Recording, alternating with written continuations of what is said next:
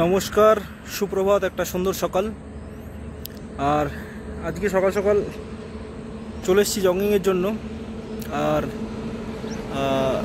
Destination পর্যন্ত পৌঁছে গেছি। এখন এখান থেকে রিটার্ন করার পালা। আজকের ওয়েদারটা খুব প্লেজেন্ট, মনোরম। কারণ বোধহয় আকাশের ভাত যেমনটা দেখতে পাচ্ছেন, মেঘলা আকাশ, সূর্যোদয় এখনও হয়নি। সত্যি কথা বলতে জগিংয়ের জন্য একটু প্লেজেন্ট ওয়েদার না হলে ভালো লাগে না। যেহেতু আমরা ধরুন 6টা 5-10 নাগাদ বেরোই, আর যদি সূর্য খুব প্রখরের সাথে উঠে যায়, তো সেক্ষেত্রে বেশি রোদ্দুর থাকলে সকালে মর্নিং ওয়াক বা জগিংয়ের ইচ্ছাটা সেরকমভাবে প্রবল হয় না। যদি ওয়েদারটা একটু প্লেজেন্ট থাকে দৌড়াতেও ভালো হয়। আর আজকে যেরকম দেখছি, অন্যদিন হাওয়া চলে, আজকে হাওয়াটা একটু কম। কিন্তু আজকে এটা ভেবে ভালো লাগছে যে প্রতিদিন অল্প অল্প করে ইমপ্রুভমেন্ট হচ্ছে, যেটা খুব একটা ভালো বিষয়। আজকে আমি 1.4 থেকে 2.7 পর্যন্ত দৌড়ে এসেছি, যেটা এতদিন ধরে আজ মানে হায়েস্ট দূরত্ব কভার করলাম। মানে দৌড়ে 1.3 কিলোমিটার। যখন প্রথম শুরু করেছিলাম তখন 700, 800, 900, 1000, 1100, মানে মোস্ট অফ দ্য টাইম 1100-তে কমপ্লিট করেছিলাম। কিন্তু আজকে 1300 পর্যন্ত এসেছি।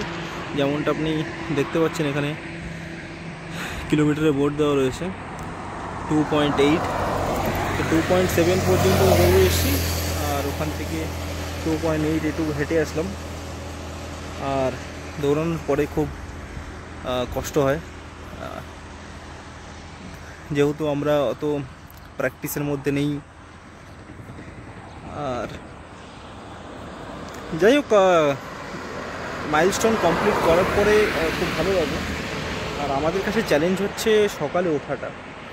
যখন আমরা সকালে যখন অ্যালার্মটা বাজে, সেই মুহূর্তে মাইন্ডে দুটো বিষয় কাজ করে, একটা নেগেটিভিটি কাজ করে, একটা পজিটিভিটি কাজ করে। আপনি সবসময় দেখবেন মাইন্ডে যখন কোনো থিঙ্কিং চলে, তো সেই ক্ষেত্রে নেগেটিভিটির বিষয়টা বেশি করে কাজ করে। আর যেমন সকালবেলা এরকম হয় যে আরেকটু ঘুমিয়ে নিই, উঠছি 5 মিনিট পরে। তো যেমনটা আমরা সবাই জানি যে 5 মিনিটের মধ্যে আমরা আর উঠতে পারি না। তো 5 মিনিট করতে গিয়ে কখন 15 মিনিট চলে যায় তখন বোঝা যায় না। তো ওই ওঠাটাই একটুখানি মুশকিল। একবার যদি বিছানা ছেড়ে উঠে যাওয়া যায়, দেন আর কোনো প্রবলেম নেই। মানে if you are wake from the bed, আপনি যদি বেড থেকে একবার উঠে যেতে পারেন, তাহলে কোনো এইসব ব্যাপারগুলো কোনো সমস্যা না। আর প্রতিদিন একটু একটু করে ইমপ্রুভমেন্ট পাচ্ছি, যদিও বেশি দিন হয়নি, তাও ফিল করছি ভেতর থেকে, বেশ এনার্জেটিক ফিল করছি। আরও অনেক জিনিস আছে যেগুলো মনে হচ্ছে। তো ওভারঅল অনুভূতি খুব ভালো। আর দেখা যাক এটাকে কতদূর লং টার্ম অবধি চালিয়ে যাওয়া যায়। হোপফুলি আশা করব যে এটাকে লং টার্ম পর্যন্ত চালিয়ে যাই। আর আজকে যাব, আজকে ডিটক্স ওয়াটারে থাকছে জিঞ্জার ওয়াটার, আদাকে ঘষে ওটাকে ফুটিয়ে গরম করে সেটার জলটাকে আজকে সকালবেলা ওটা খেয়ে স্টার্ট করব।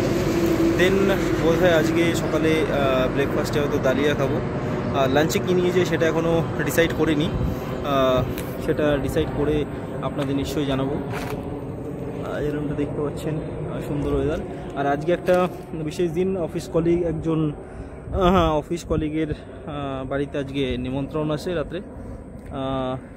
বিয়ে, অফিস কলিগের বিয়ে নয়, তার হয়তো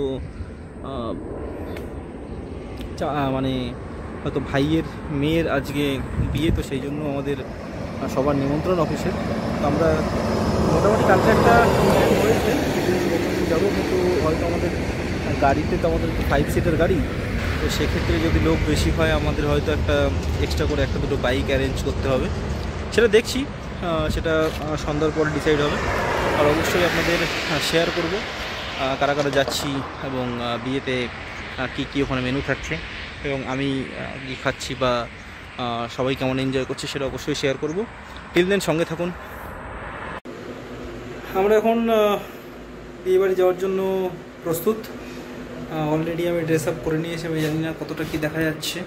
অলিভ গ্রিন আর প্যান্ট, সাথে চশমাটা থাকছে। বাকি সবাই মোটামুটি রেডি। সরি, हरिओम अभी रेडी। अनूप रेडी? सब लोग? Yes, I am ready. चलो তো সবাই রেডি হয়ে গেছি, বেরোচ্ছি।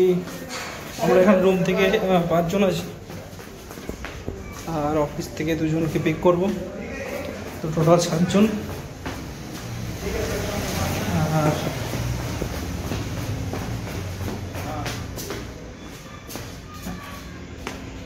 আমরা নিচে পৌঁছে গেছি। আমরা এই গাড়িটা নিয়ে যাব, আর্টিকা 7 সিটার। অ্যাকচুয়ালি আমাদের অফিসের গাড়ি ওটা, বাট ওটায় 7 জন ধরবে না, সেই জন্য আমরা এই গাড়িটা নিয়ে যাব। এটা আমাদের রুম ওনারের ছেলের গাড়ি। বাকি পৌঁছে আমরা আপডেট দিচ্ছি। अरे बच्चे देख रहे हो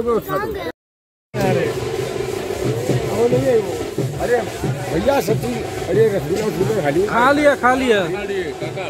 सब खा लिया।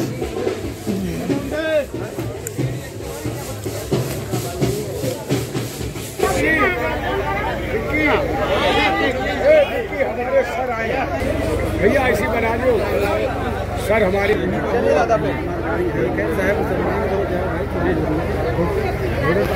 हाँ